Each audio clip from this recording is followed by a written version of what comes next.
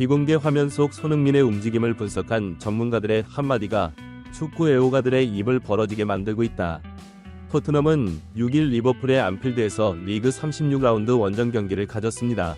뉴캐슬과 아스널, 그리고 첼시에 연달아 패배한 토트넘은 반드시 분위기 반전이 필요했지만 결국 20년 만에 처음으로 4연패에 패빠지며 챔피언스 리그 진출 가능성이 희박해졌고, 이 토트넘은 4위 에스턴 빌라와 7점 차로 잔여 3경기에 모두 이긴 뒤 빌라가 남은 2경기에서 패배하게 기회야 4위에 오를 수 있지만, 오는 14일 지금껏 상대했던 팀들보다 월등한 전력을 자랑하는 우승 후보 맨시티와 만나기에 올 시즌을 이대로 마감할 거란 전망이 많습니다.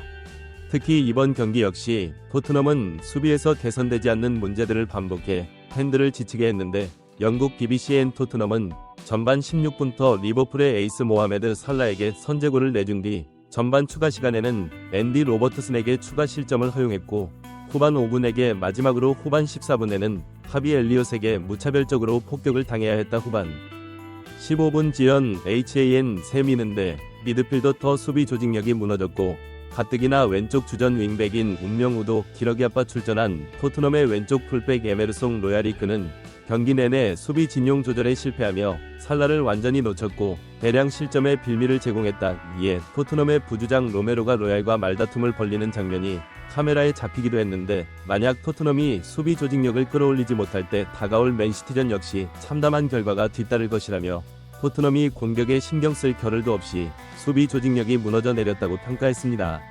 이에 토트넘의 팬들은 소니에 볼이 가지 않게 해야 승리할 수 있다던 클롭 감독의 말이 현실이 됐다가 시작과 동시에 게임을 터뜨린 로얄은 부주장 로메로뿐 아니라 누구에게도 말대고 할 상황이 아니다. 로얄이 오늘 펼친 플레이에 복귀한다면 자기 행동에 고개를 들 수 없을 것이다 등의 반응을 보였습니다. 영국에선 로얄을 향한 비판뿐 아니라 토트넘의 미래가 없다는 분석이 많았는데, 오직 주장인 손흥민만큼은 마지막까지 포기하지 않겠다는 각오를 밝혔습니다. 그는 경기 후 인터뷰에서 힘들고 실망스러운 오후다. 올 시즌 가장 어려운 상황을 맞이했다. 그럼에도 우린 현실을 직시하고 나아가야만 한다.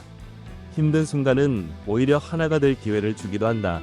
시즌 초반에는 모든 게 잘 풀렸고 모두가 하나였고 팬들은 우리의 경기를 손꼽아 기다렸기에 우리가 자신을 믿고 집중한다면 지금의 위기를 충분히 극복할 수 있을 거로 생각한다. 때때로 축구에선 마법 같은 일이 일어나는 만큼 계속 도전에 남은 3경기에 모든 걸 바치겠다고 말했습니다. 치열한 분위기에 토트넘 팬들이 손흥민의 인터뷰에 위로를 받을 수 있었던 이유는 적어도 손흥민만큼은 시즌 초반과 다름없는 꾸준함을 유지하고 있었기 때문인데요. 이에 글로벌 스포츠 매체 스카이 스포츠의 전문가들은 토트넘 선수들이 만약 손흥민처럼 시즌 초반 집중력을 유지할 수 있었다면 리버풀을 잡고도 남았을 것이다.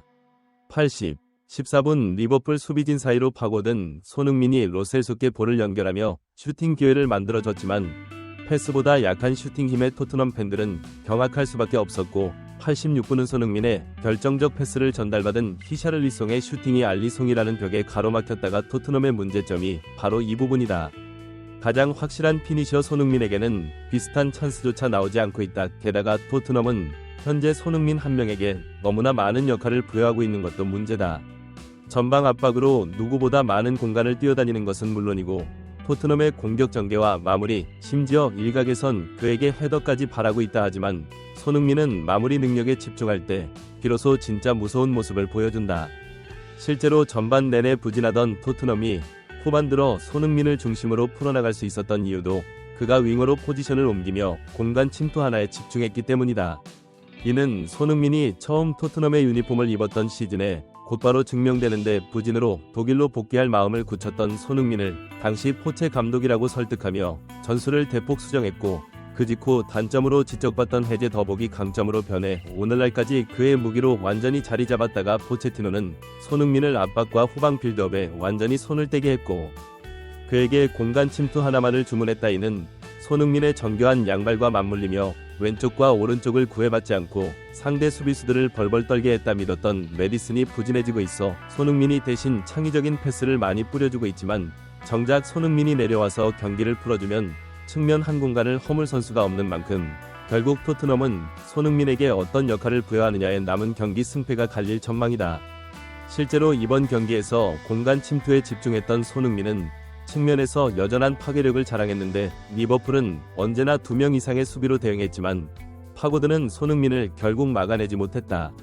문제는 동료 선수들인데 그들의 패스 퀄리티는 손흥민에게 미치지 못하고 있고 심지어 문전 앞 집중력까지 부족하다. 손흥민이라는 날카로운 창이 있음에도 토트넘의 남은 경기에 부정적 평가가 많은 이유라고 설명했습니다. 그런데 정작 포스테코글루 감독은 이번 경기에 만족감을 표해 가뜩이나 불타던 토트넘 팬들에게 기름을 부었는데 그는 BBC 인터뷰에서 지난 선과 첼시전에서는 결과를 떠나 우리가 원하는 축구를 하지 못했기에 실망이 컸었는데 그래도 이번 경기는 나름대로 우리가 원하던 축구를 펼친 것 같다. 전반전만 봐도 선수들의 전방 압박이 돌아왔다고 느꼈다. 최소한 정신적인 측면에서 무장이 된 것 같았다며 나름대로 긍정적인 부분을 강조했습니다. 당연히 팬들은 분노를 쏟아낼 수밖에 없었는데 손흥민이 세트피스 등 매 경기가 끝날 때마다 아쉬운 점을 짚어냈던 것과 반대로 포스테코글루 감독은 마치 토트넘과 관계가 없는 것처럼 단순 감상평을 밝히며 구체적으로 무엇을 개선할지 이런 방기도 없었던 것이죠.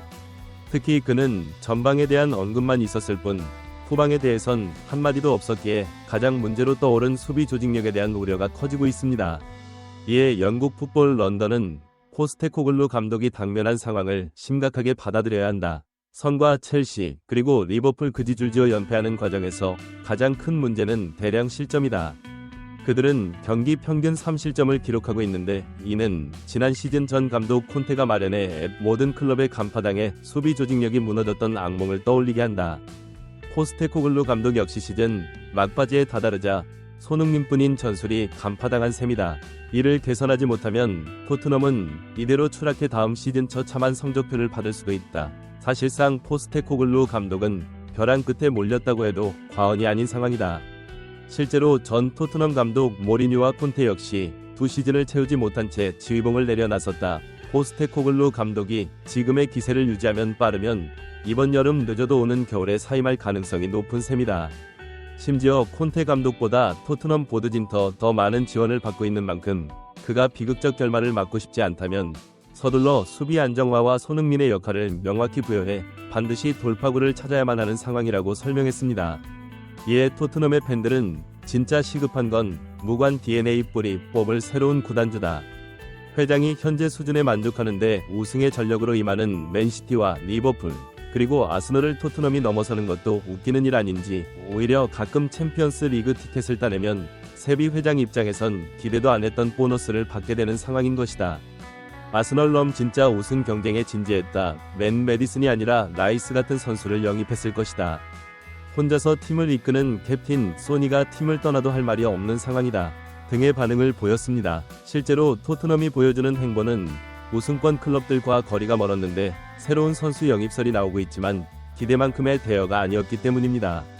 영국 데일리 익스프레스는 토트넘이 올여름 이적 시장을 앞두고 오마르 마르무시에 관심을 보인다. 그는 프랑크푸르트에서 39경기 16골 6도움을 올리고 있다고 설명했습니다.